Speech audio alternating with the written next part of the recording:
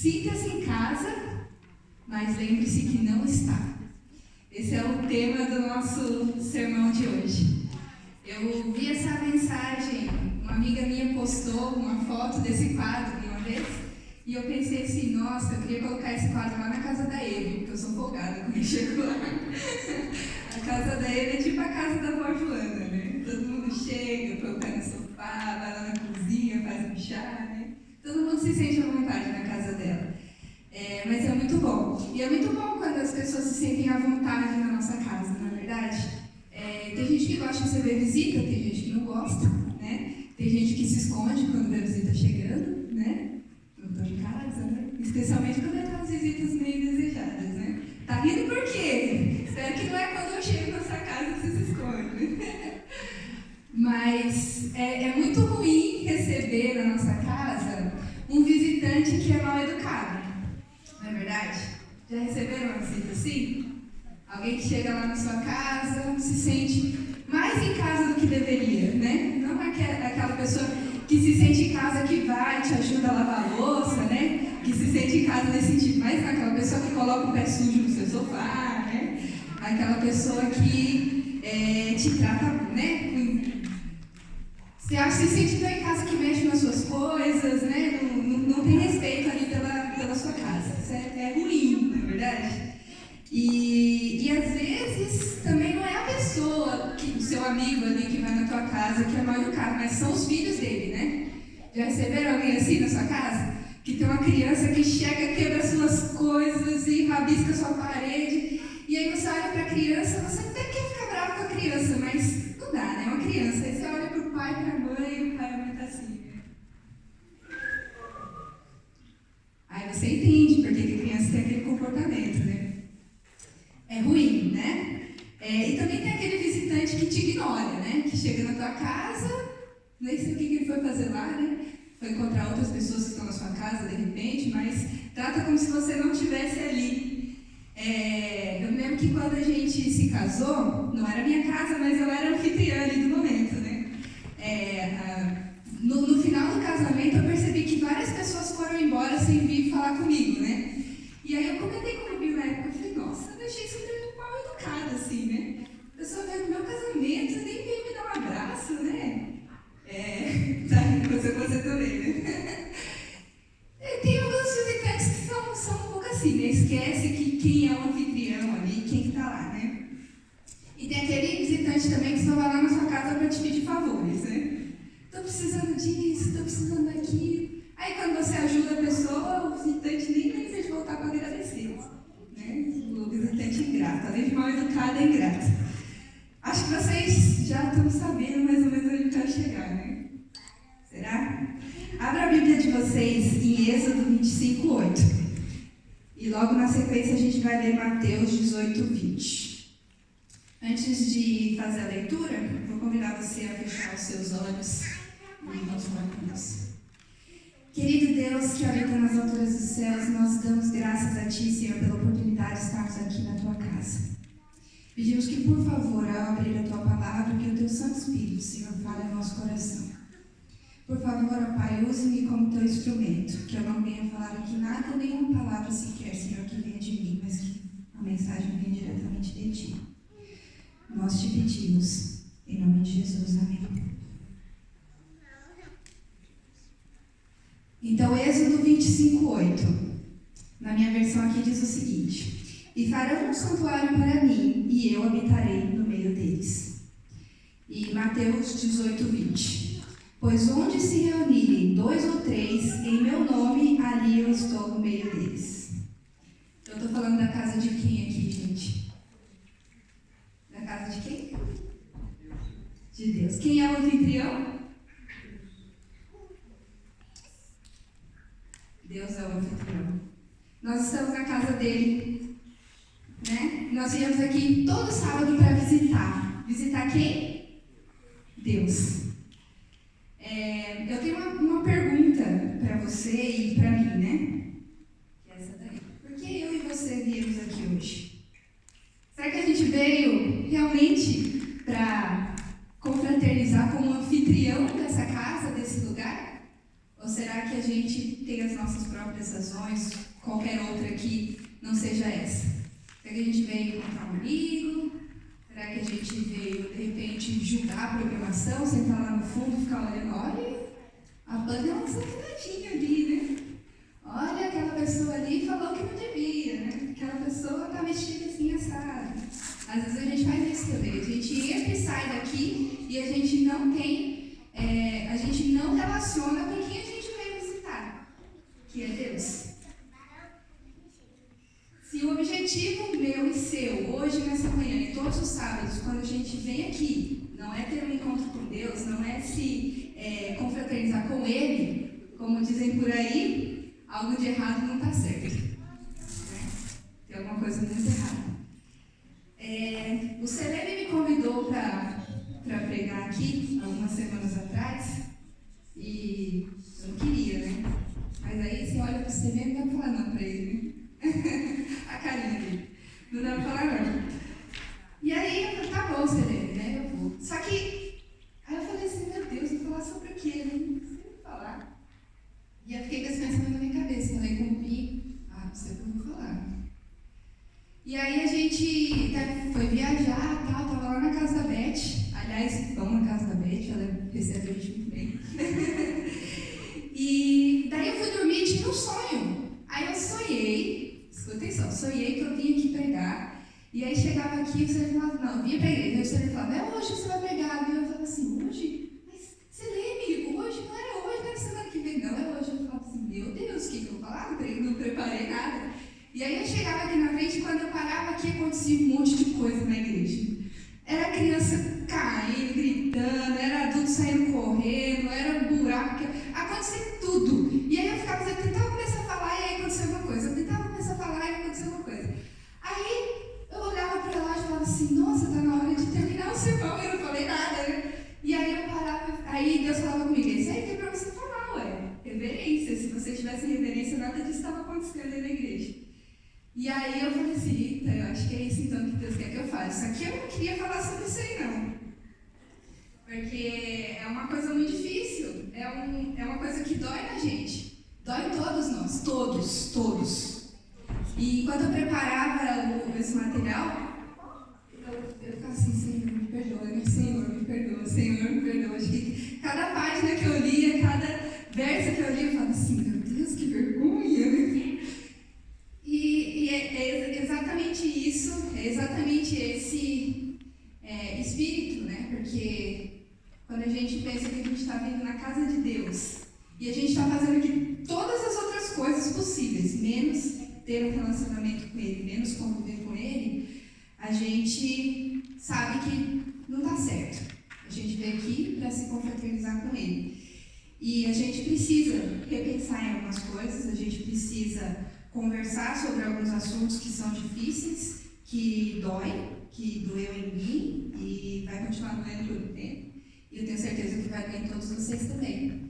Mas que Deus nos abençoe e que nós possamos compreender a presença dele aqui nesse lugar. Porque às vezes a gente chega aqui e a gente olha para todo mundo, a gente vê todo mundo, mas a gente não está vendo fisicamente Deus aqui na frente. E aí a gente esquece o que a gente veio fazer aqui. Né? E aí eu fui procurar, fui pesquisar uma série de coisas sobre o assunto, sobre reverência, né? E aí eu fui lá no dicionário, vamos procurar então, falar sobre reverência, vamos primeiro no dicionário, o que é reverência, né? O que é essa palavra? E lá diz que é um substantivo feminino, né? Veneração pelo que se considera sagrado ou que se apresenta como tal, né? Respeito profundo por alguém ou algo em função das virtudes, qualidades que possui ou parece possuir, consideração, deferência, cumprimento respeitoso acompanhado de inclinação do tronco para a frente ou reflexão dos joelhos, tratamento que se dispensa aos eclesiásticos. Então eu falei, será que Deus merece a nossa reverência na casa dele? Com certeza, não é verdade? E aí eu fui procurar mais informações, vamos ver lá o que a Bíblia nos diz. Abre lá a tua Bíblia em Abacuque 2:20. Nós vamos ler alguns versos da Bíblia aqui, e ver o que a Bíblia nos lembra sobre a casa de Deus, né? Lá em Abacuque 2:20 diz o seguinte: mas o Senhor está em seu santo templo, diante dele fica em silêncio toda a terra. Silêncio. E aí a gente vai lá em Êxodo 3:5, que diz o seguinte: então disse Deus, não se aproxime, tire as sandálias dos pés, pois o lugar em que você está é terra santa. Aqui Deus estava falando com Moisés, quando ele se revelou a Moisés. Isso nos faz pensar também que não é a igreja ou o templo em si que está a santidade, é a presença de Deus. Se a gente se reunir nessa igreja aqui, ou qualquer outro lugar, se é na tua casa, se é qualquer outro lugar em que a gente se propõe a encontrar com Deus, se torna um lugar santo, se torna um lugar especial. Eu vou convidar vocês para abrir lá também em Eclesiastes 5, verso 1, que diz o seguinte: quando você for ao santuário de Deus, seja reverente. Reverência. E lá também diz em Hebreus 12:28, adoremos a Deus de modo aceitável, com reverência e santo amor. Santo temor, desculpa, obrigada. Deus aceita qualquer tipo de adoração? Qual que é a principal coisa que a gente tem que ter? A noção da presença dele e de quem ele é, daquilo que ele faz e da grandiosidade dele. E eu fui buscar lá no Espírito de Profecia também se tinha alguma coisa falando sobre esse assunto, né? Tem muita coisa, tem bastante assunto.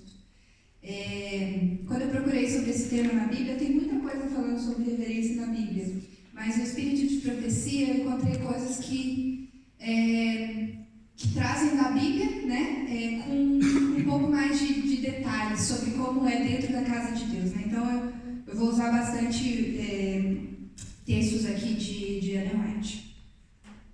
Lá eu vou ler, é um texto um pouco grande, mas acho que é importante a gente ouvir. Testemunhos Seletos, no volume 2, página 193 e 194, diz o seguinte. Dá para ler? Dá, né?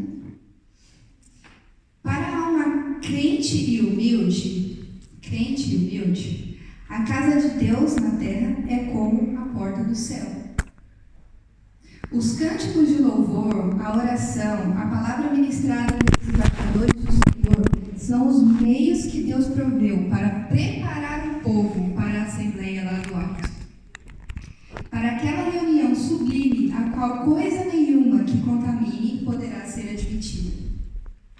Da santidade atribuída ao santuário terrestre, os cristãos devem aprender como considerar o lugar onde o Senhor se propõe encontrar-se com o seu povo. Houve uma grande mudança, não para melhor, mas para pior, nos hábitos e costumes do povo com relação ao culto religioso. As coisas sagradas e preciosas destinadas a prender-nos a Deus estão quase perdendo sua influência sobre nosso espírito e coração, sendo rebaixadas ao nível das coisas comuns. A reverência que o povo antigamente revelava para com o santuário, onde se encontrava com Deus em serviço santo, quase deixou de existir completamente. Entretanto, Deus mesmo deu as instruções para o seu culto, elevando-o acima de tudo quanto é terreno. A casa é o santuário da família, mas a igreja é o santuário da congregação. Devem existir aí regulamentos quanto ao tempo, lugar e maneira de culto. Nada que é sagrado, nada que está ligado aos homens, nada que está ligado ao culto divino deve ser tratado com negligência ou indiferença. Para que os homens possam verdadeiramente glorificar a Deus, importa que em sua associação de ideias façam distinção entre o que é sagrado e o que é profano. E se for esse o melhor lugar que lhes é dado arranjar para esse fim, nesse caso aqui é a nossa igreja, né? Deus os santificará pela sua presença e será santidade ao Senhor dos Exércitos. Acho que esse não é um problema recente, né?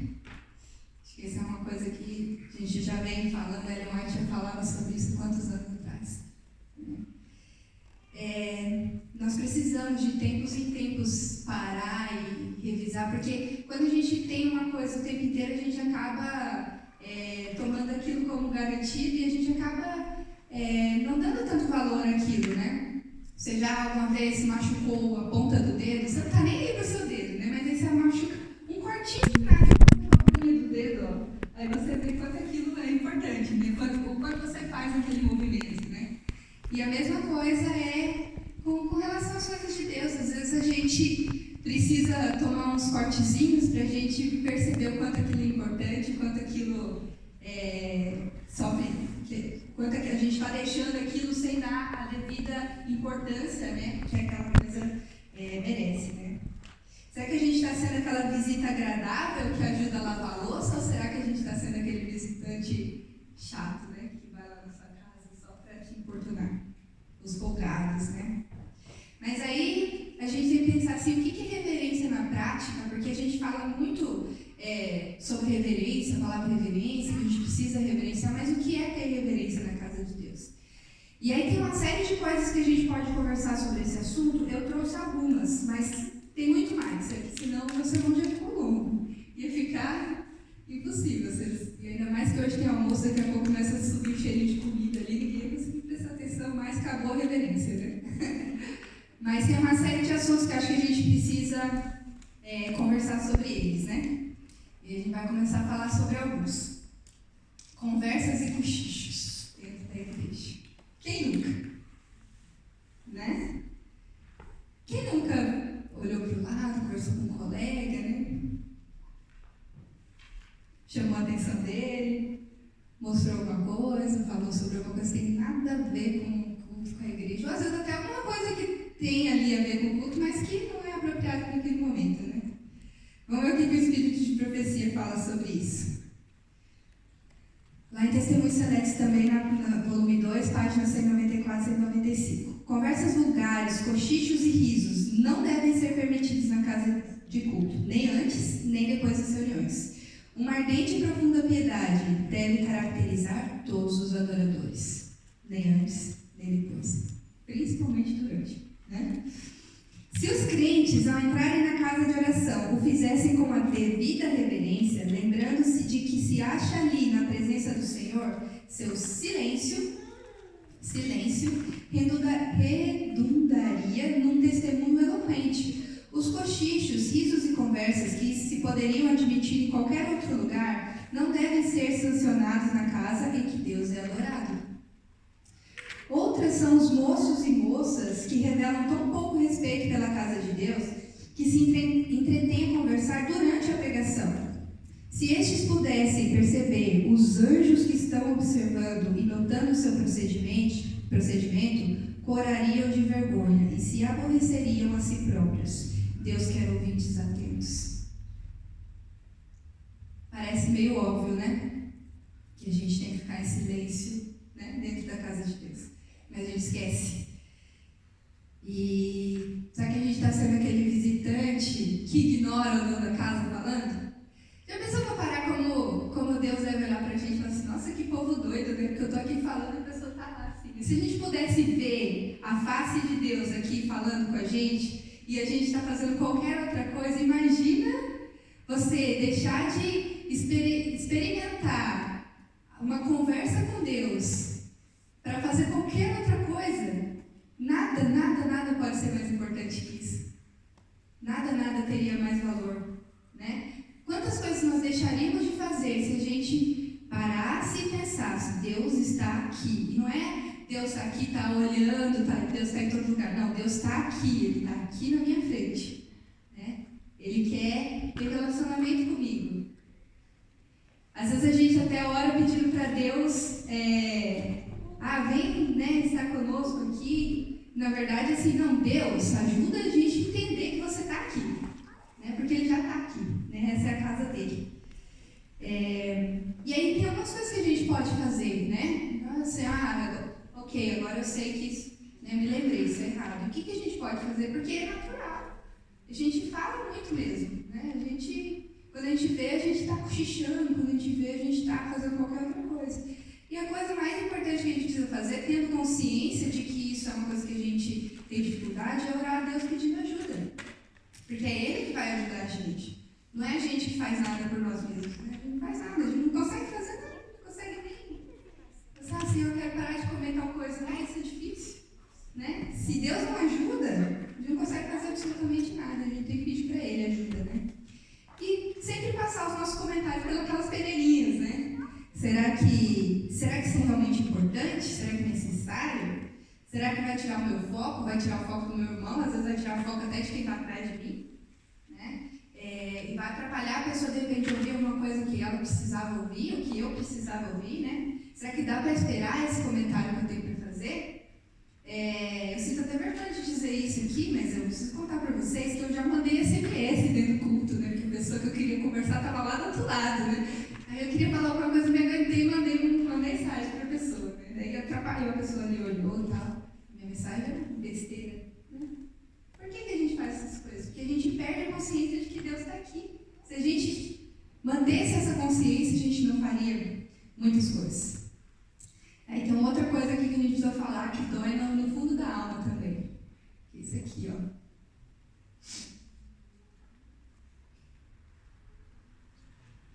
Esse é outro vilão, né? Chegar no horário na casa de Deus, chegar no horário com a escola sabatina, isso é reverência, né? Faz parte da adoração. Se chegar no meio do culto, você já perdeu um monte de coisa, né? E eu falo até para o Rubinho que a gente precisa tomar vergonha na cara, né? E se preparar direito para chegar no horário, para chegar antes do horário, né? Lá em casa, na casa da minha mãe, né? É bem interessante. O sábado sempre foi muito prazeroso na casa da minha mãe, né? E o sábado começava um dia muito especial. Porque quem acordava primeiro ia pular na cama dos outros, né? Dos irmãos, da minha mãe, tá? Eita, na hora de acordar, tá? Era uma bagunça, né? Mas era divertido. E o nosso culto lá, a gente frequentava a igreja do NASP, e lá, não sei quantos conhecem, mas a igreja é bem grande, mas tem muitos membros, então tem 3 cultos na igreja. E o primeiro culto começa às 8h30 da manhã. É o culto mesmo, na escola sabatina. E da minha casa até a igreja, uns 10, 15 minutos de carro, mas o meu padrasto, ele fazia a gente sair de casa 15 para as 8. E começava às 8h30. Então a gente chegava na igreja mais ou menos 8 horas. E não tinha ninguém lá ainda, né? Mas ele queria chegar naquele horário porque ele queria escolher o lugar que ele queria sentar, né? E aí a gente ia junto, porque a gente ia de carona, né?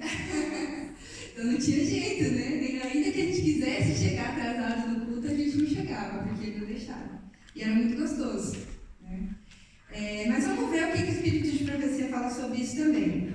Aqui no Conselho sobre a Escola Sabatina, página 169 e 170.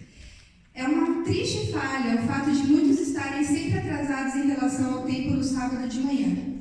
São muito cuidadosos de seu tempo particular e não se permitem perder uma hora sequer, mas o tempo do Senhor, do único dia dos 7, que Ele reivindica como seu, e pede que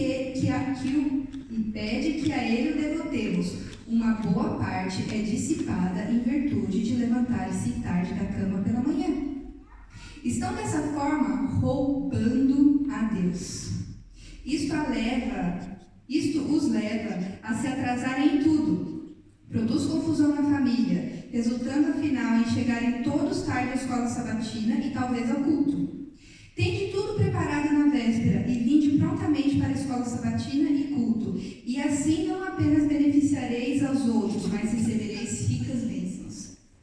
Todos devem estar prontos, se possível na hora indicada, e se há retardatários que estejam atrasados meia hora ou mesmo 15 minutos, não se deve esperar por eles. Se houver apenas 2 presentes, podem reivindicar a promessa. A reunião deve ser iniciada na hora marcada, se possível, estejam presentes muitos ou poucos. Né?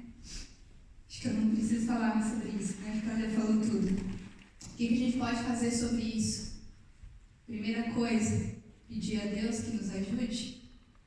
Parece óbvio, mas a gente vai repetir isso algumas vezes. Dormir cedo, pelo menos na sexta-feira à noite, né?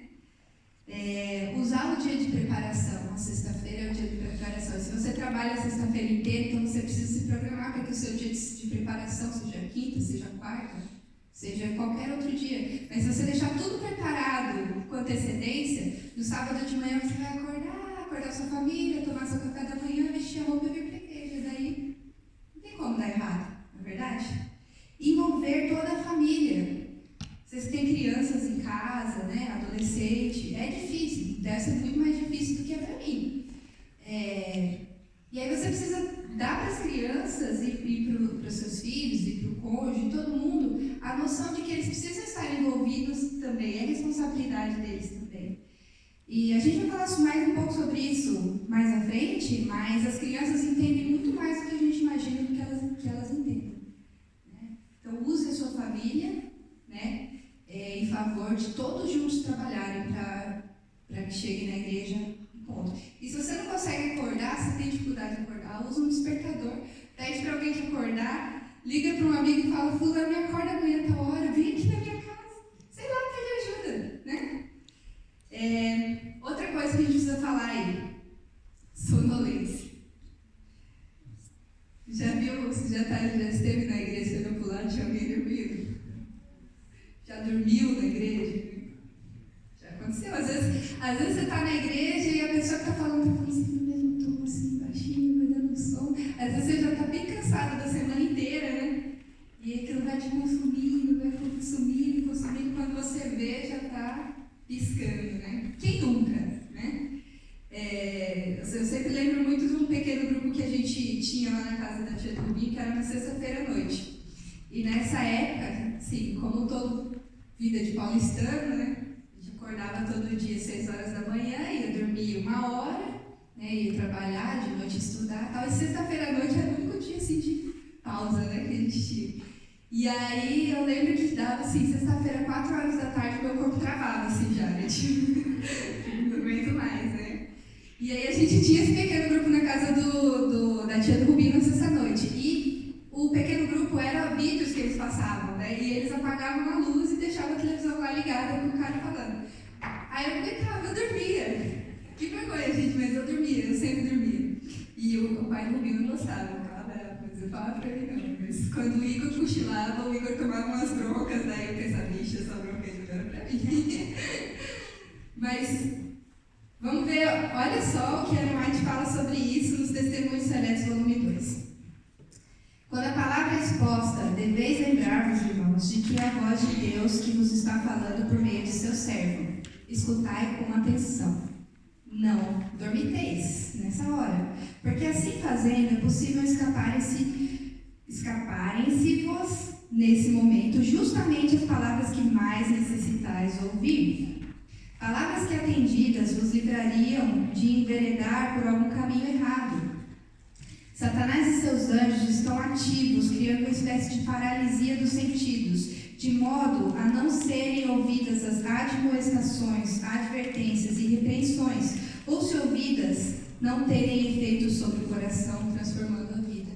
E aqui ela não está falando só de dormir no sentido literal, né? Está falando de ficar como na gíria dos paulistas aí. Outro dia alguém me perguntou o que é isso, ficar panguando, né? Sabe o que é ficar panguando? Ficar viajando, né? Não está prestando atenção. A gente precisa pedir a Deus que nos ajude. E a gente precisa tomar atitudes também para que isso não aconteça, né? De repente você come uma feijoada e quer vir para a igreja depois. O que vai acontecer? O estômago super pesado. Para fazer uma refeição leve antes de vir para a igreja é importante, né? Ter uma rotina de sono apropriada é importante, né? Ter um horário que você vai dormir, que você acorda. Principalmente os dias que antecedem os cultos, né?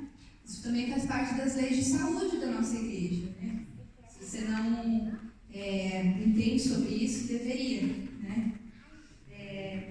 Outra coisa importante é aproveitar o intervalo entre a escola sabatina e o culto, né? Vai lá fora, estica as pernas, bebe uma água, de repente faz um alongamento, lava o rosto se estiver com sono, né? São coisas que a gente pode fazer e que nos ajudam, né? Esse aqui é um outro ponto também bem importante, que são os louvores que a gente canta para Deus, não só quando a gente está aqui na igreja, mas em qualquer outro momento, mas principalmente quando a gente está aqui adorando a Deus. A música, ela é uma oração cantada, né? Quando a gente canta, a gente está falando com Deus.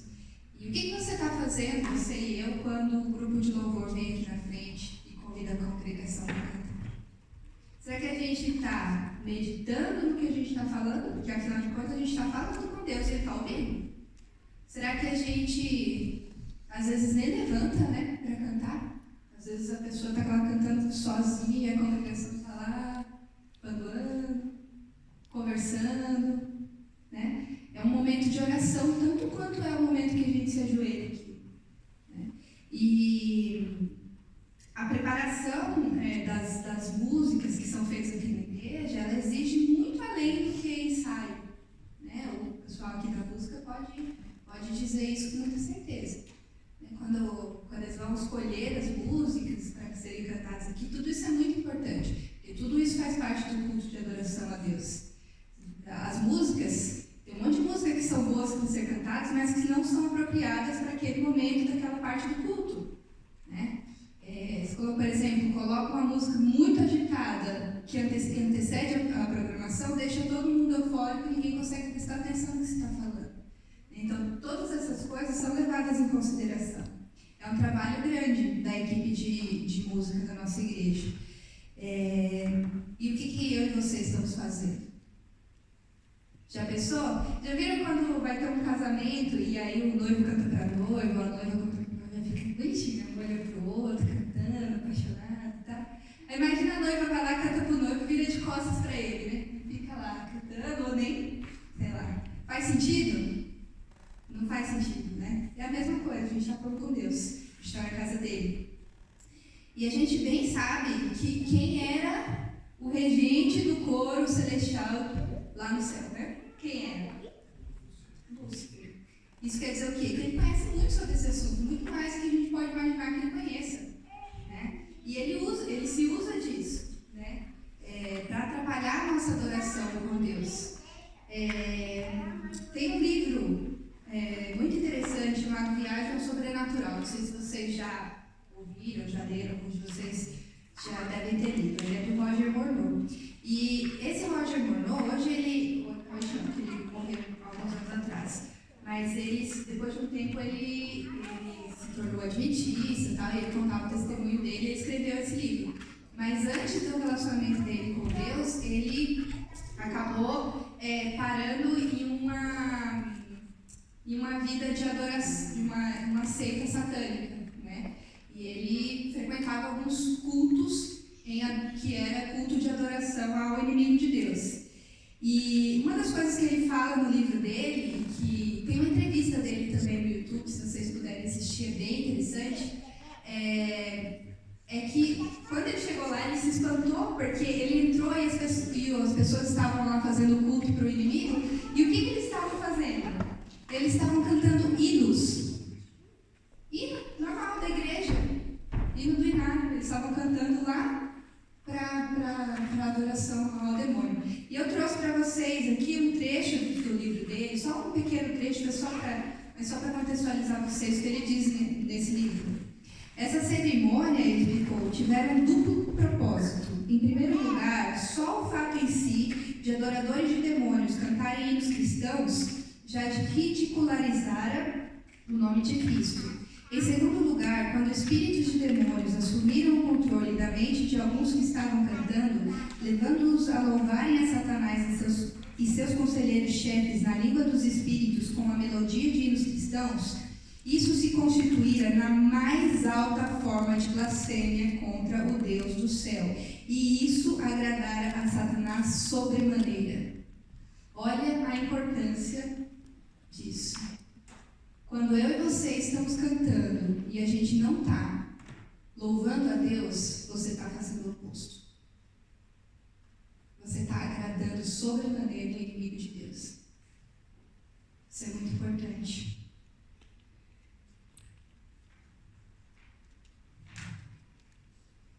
A gente precisa parar para meditar no que a gente está cantando. E realmente cantar com o coração, cantar com a alma. Deus merece a nossa adoração.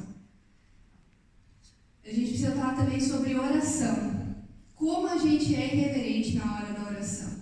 como a gente é irreverente.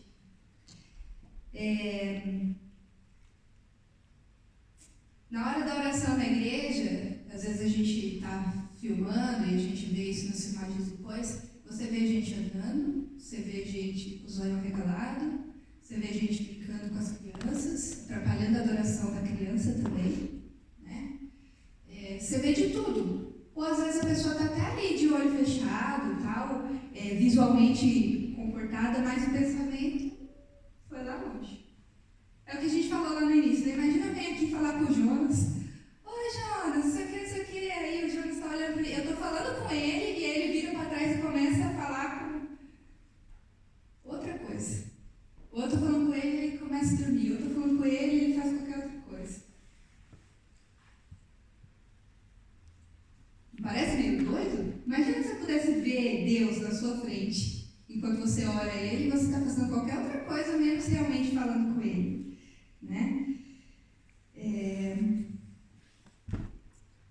Vamos ver o que eu achei sobre isso aqui, o texto que eu achei sobre isso. Obreiros Evangélicos, página 178. A verdadeira reverência para com Deus é inspirada por um sentimento de sua infinita grandeza e de sua presença. Com esse sentimento do invisível, todo o coração deve ser profundamente impressionado. A hora e o lugar da oração são sagrados, porque Deus se encontra ali.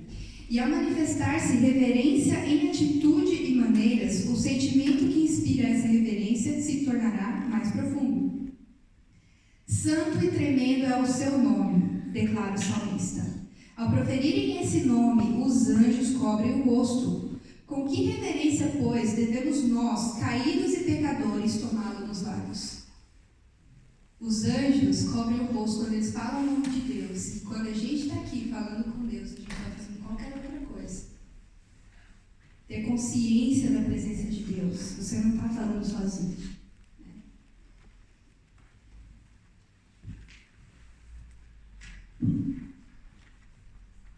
Aqui está um assunto polêmico.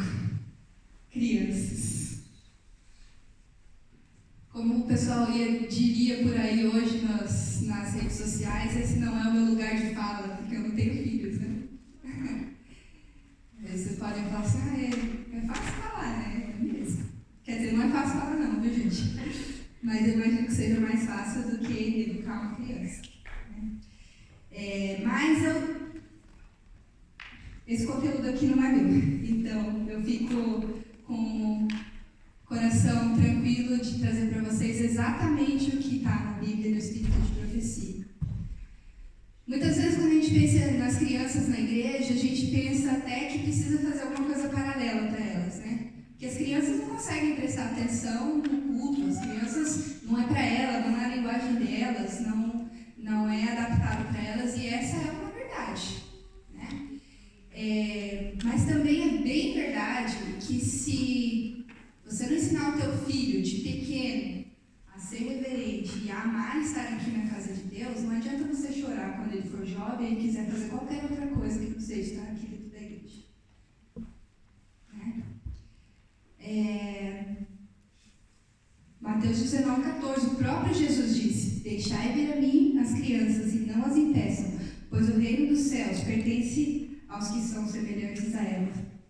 Nós não devemos impedir as crianças de estarem aqui, mas nós temos a missão de ensinar as nossas crianças como elas devem se comportar dentro da casa de Deus. E essa não é uma responsabilidade apenas dos pais, apesar de ser a maior responsabilidade dos pais. A Júlia foi apresentada aqui na igreja algumas semanas atrás. E o que a igreja fez? Qual foi o compromisso da igreja? Ajudar os pais, não foi isso? Nós vamos ajudar você com relação ao seu filho. É esse o compromisso que a igreja faz. E além de ajudar, a gente tem que tomar muito cuidado para não deseducar o filho do nosso irmão. E até me dói dizer isso aqui, eu estou até com vergonha, porque eu acho que eu sou dessas tias meio sem noção aí. Mas eu nem queria falar isso, mas eu preciso falar. Qual que é a mensagem que nós adultos passamos para a criança quando a gente fica brincando com ela, mexendo com ela durante o culto? Será que a gente não fala para ela que aquilo ali que está acontecendo no background não é importante? Eu sei que não é a nossa intenção, claro que não é. Mas, infelizmente, quando a gente fica mexendo com as crianças, fazendo qualquer coisa que está tirando a atenção delas, e a nossa também, a gente está ensinando para ela que não é importante ser reverente na casa de Deus. Que aquilo ali é só qualquer lugar que você pode brincar com ela, jogar ela para cima, botar ela de ponta cabeça, ou qualquer outra coisa. Né? Isso me dói falar, dói em mim, porque eu sou do tipo que não posso ser uma criança, né? Mas a gente tem que tomar cuidado para não deseducar a criança, porque o pai e a mãe ficam a semana inteira lá ensinando o filho como se comportar na igreja, e aí ele chega aqui, mas não é só isso. Aí a mãe vai falar assim, filho, não pode comer dentro da igreja. Daí você olha para o lado e está lá o adulto, um pacote de bolacha, sei lá. Aí não pode conversar dentro da igreja. Você olha para o lado e está o adulto lá conversando. A gente não só está atrapalhando a nossa adoração, a gente está ensinando valores errados para as nossas crianças e atrapalhando a educação que os nossos amigos estão dando para os seus filhos. Isso é grave, né? Eu vou ler alguns textos aqui para vocês, mas tinha muita coisa sobre criança e muita coisa importante. Então eu trouxe bastante coisa sobre isso. Mas tem muito mais. E eu aconselho você que é pai, que é mãe, se você ainda não leu a orientação da criança, você deve ler. É muito importante. Vou te dar dicas preciosíssimas. E se você também não é pai nem mãe, também aconselho ler. Para que você não faça o papel do tio sem noção, que atrapalha a educação da criança. Né? Aqui, vou ler para vocês alguns trechos. Eu não vou ler todos os trechos dos livros que eu trouxe, mas eu vou trazer para vocês alguns pontos importantes que foram tirados com base no espírito de profecia. Então, se vocês tiverem alguma dúvida de alguma coisa que eu vou citar aqui, depois vocês podem me procurar, posso dizer de onde saiu, ou vocês podem procurar lá, porque tá tudo lá na orientação da criança. Mas eu gostaria de ler esses 4 pequenos textos aí para vocês, que eu acho que é bem importante, e aí depois a gente vai falar sobre algumas outras coisas que se incluem aqui. Os pais podem e devem interessar seus filhos no conhecimento variado que se encontra nas páginas sagradas. Mas se quiserem interessar seus filhos e filhas na palavra de Deus, deverão eles próprios estar interessados na mesma. Aqueles que desejam que seus filhos amem e reverenciem a Deus, devem falar da sua bondade, sua majestade e seu poder, conforme se acham revelados em sua palavra e nas obras da criação. Não adianta nada você falar para o seu filho que Deus existe, né? Que Deus está ali, se você não está realmente relembrando com ele, estudando com ele e sendo você também um exemplo para ele. Isso é muito importante. Fossem as crianças educadas e preparadas na vida do lar para serem gratas ao doador de todas as boas coisas, e veríamos em nossa família um elemento da graça celestial.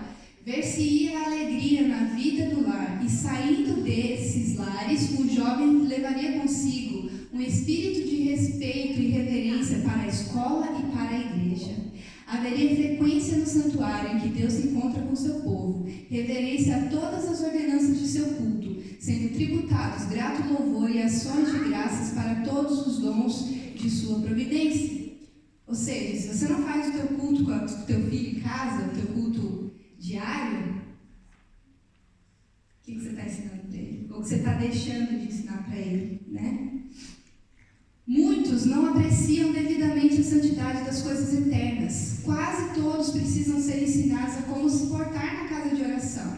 Os pais devem não só ensinar como exortar os filhos a entrarem no santuário divino com seriedade e reverência. Todo mundo precisa ser ensinado. A gente precisa estudar sobre isso, como a gente tem que se portar na igreja. Não é só ensinar as crianças, a gente também precisa aprender, né? E a gente precisa fazer, a gente precisa dar exemplo. Pais, exaltai o padrão do cristianismo no espírito de vossos filhos, ajudai-os a entender a pessoa de Jesus em sua experiência, ensinai-os a ter o maior respeito pela casa de Deus e e a compreender que quando entram ali, devem fazê-lo com o coração comovido, ocupando-se com pensamentos como estes: Deus está aqui em sua casa. A gente precisa ter noção de que Deus está aqui, a gente precisa ensinar isso para as crianças. E elas entendem. Elas entendem. Você acha que seu filho não entende? Ele entende. Vosso filho deve ser ensinado a obedecer, como os filhos de Deus obedecem. Caso se mantenha essa norma, uma palavra vossa terá algum peso. Quando a criança fica inquieta na casa de Deus, se a criança não pode ser refreada, se os pais acham que a restrição não passa de uma exigência excessiva, ela deve ser imediatamente retirada da igreja. Não se deve permitir que desvie a mente dos ouvintes, falando ou correndo de uma parte para outra. Deus é desonrado pela maneira frouxa em que os pais dirigem os filhos enquanto estão na igreja. Isso é muito pesado. Isso é muito pesado. Né? Não é só quando a criança está fazendo birra e gritando, mas quando a criança está correndo para lá e para cá, chamando a atenção das outras pessoas. Tudo isso atrapalha a adoração. Né? E eu trouxe aqui alguns outros pontos. Né?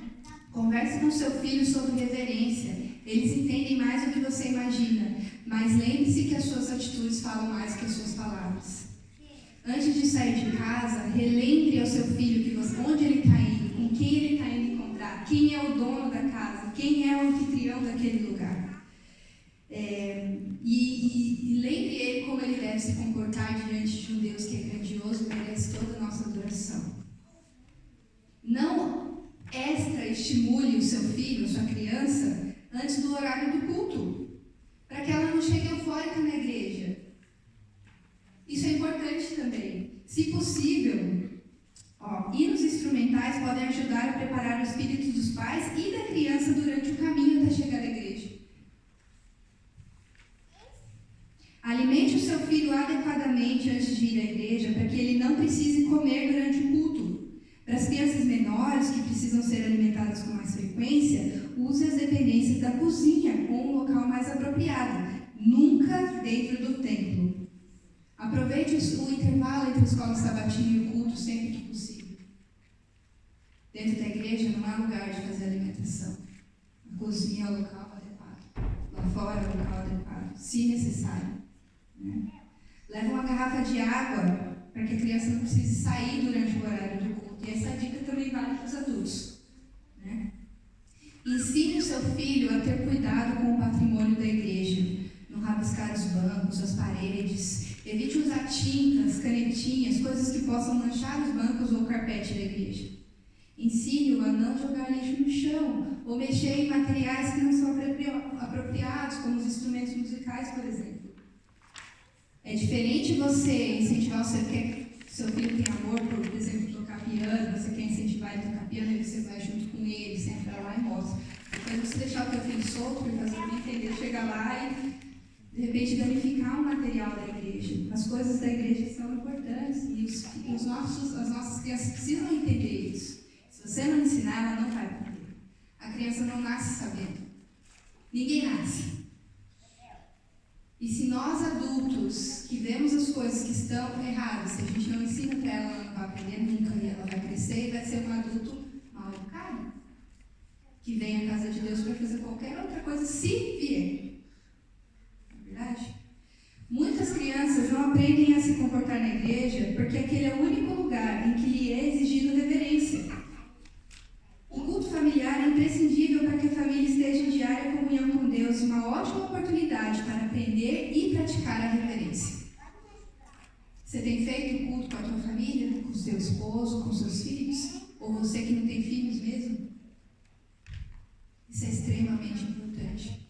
A gente deixa a criança fazer o que ela quer a semana inteira, não dá nenhum tipo de conselho. Aí a gente chega aqui no sábado na igreja, a gente espera que a criança se comporte e não vai. Ela não sabe, ela não entende.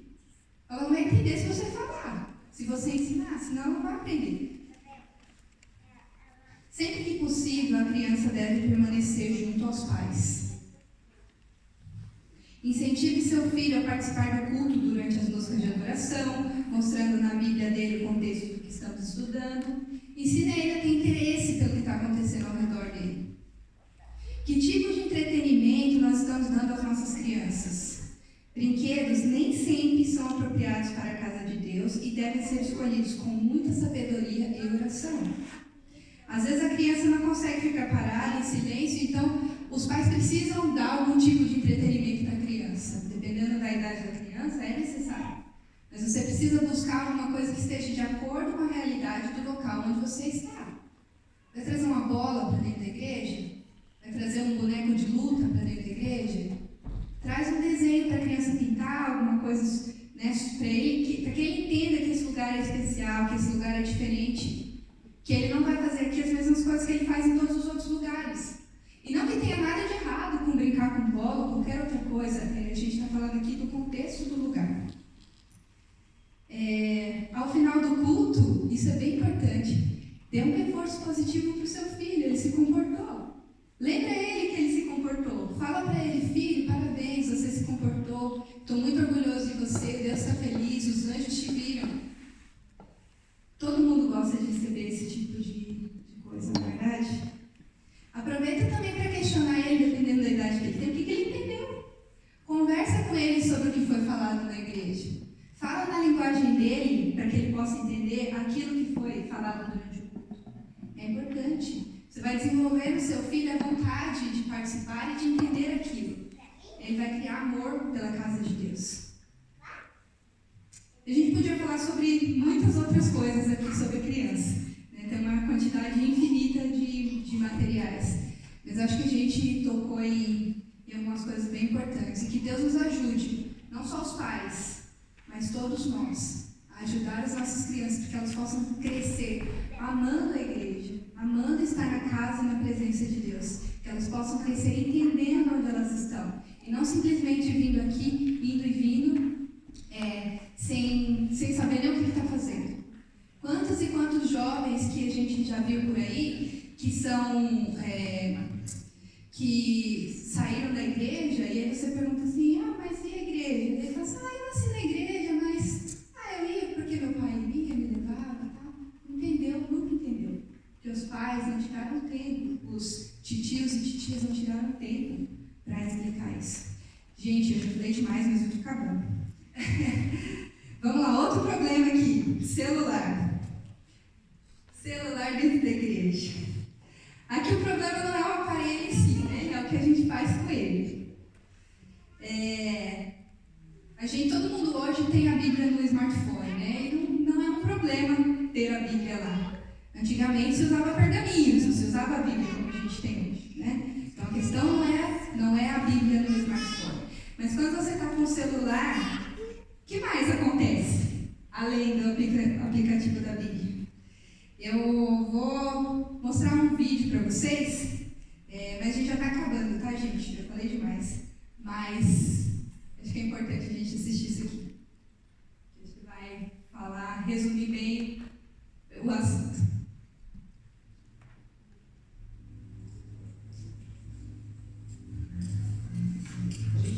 Aqui, vamos tirar uma foto rapidinho. Está todo mundo aqui, a família? Está todo mundo aqui? Isso. Mais uma, rapidinho. O sábado é um ótimo dia para se estar na igreja, não é mesmo? Poder dar louvor, receber ensinamento, reencontrar nossos irmãos, testemunhar o que Cristo fez por nós. Que bênção! Essa é uma experiência tão característica, tão única, que mal conseguimos imaginar o sábado sem essas atividades. Porém, de uns tempos para cá, um intruso tem roubado bem desses momentos. O onipresente smartphone.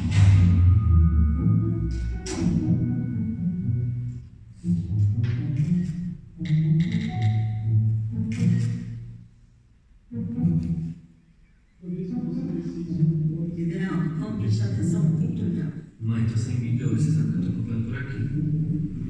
Mas então por que você está conectado no Wi-Fi? Eu estou vendo aqui. Pelo mesmo motivo que colocaram Wi-Fi na igreja, ó. Você sabe que você não está apenas no aplicativo da Bíblia. Sabe o que tá falando? Eu te conheço. Você deve estar em todas essas redes sociais, WhatsApp, Face, Twitter, e aquela droga daquele Angry Bird, sei lá como é que fala isso. Mãezinha, querida, ó, eu tô aqui no Face só pra compartilhar aquele vídeo novo dos atrás que saiu. E no WhatsApp só tô mexendo porque a galera aqui do grupo do JA tá falando no horário que essa comissão vai ter outras tretas.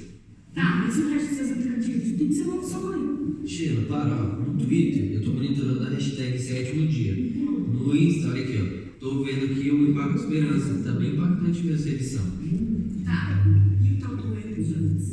Sabe como é, né? Um bom adventista, eu não como carne de porco. E é disso que o jogo se trata, olha aqui. Esse menino rebelde tem resposta para tudo. Você não tá vendo? É assim que ele vai te tratar com casamento. É, tô vendo. Assim começa. Para o usuário do smartphone, e sim, o termo usuário não foi escolhido por acaso, tudo é justificável. Se é um smartphone, foi feito para ser levado a todos os lugares, certo? Se é um smartphone, podemos usar a Bíblia no aplicativo mesmo, ao invés do livro físico. Afinal, o que importa é o conteúdo e não o meio, certo? E se eu vou ficar com o smartphone ligado, por que não ficar conectado à internet logo e ver todas as minhas notificações? Querido usuário de smartphone, entenda de uma vez por todas, o sábado é um dia para você se desconectar do mundo. E não estou falando do mundo como influência negativa, pecaminosa. Eu estou falando do mundo como o mundo mesmo. O que mais, Sheila? Você ainda tá no Face? Não já compartilhou o vídeo dos arrabos? Já, eu tô compartilhando. Eu não mensagem nos coisas.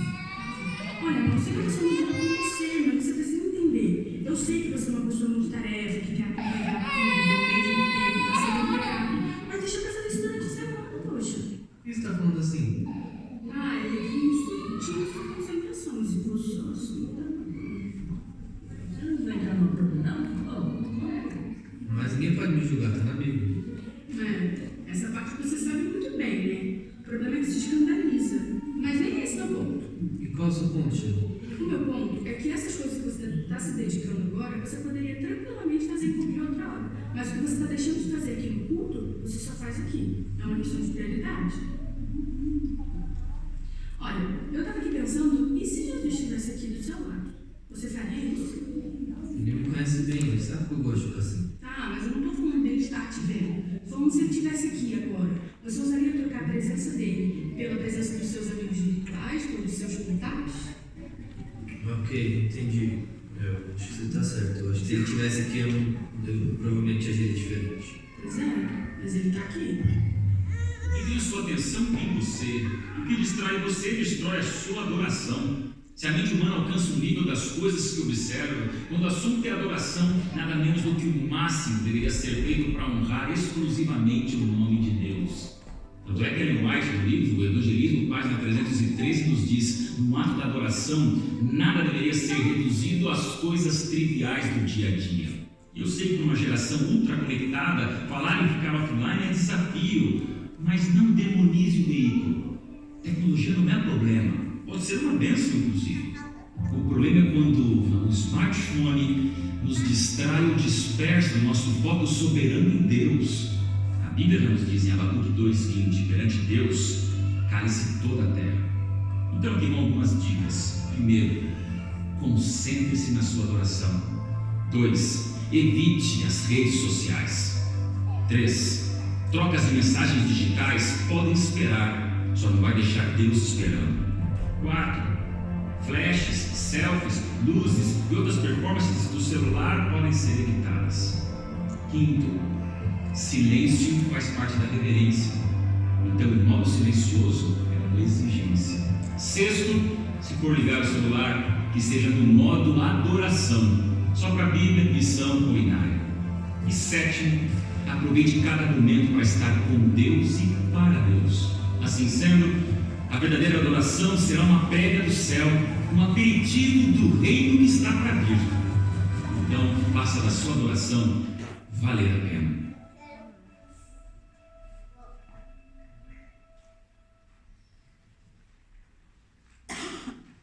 Acho que eu não preciso falar mais nada, né?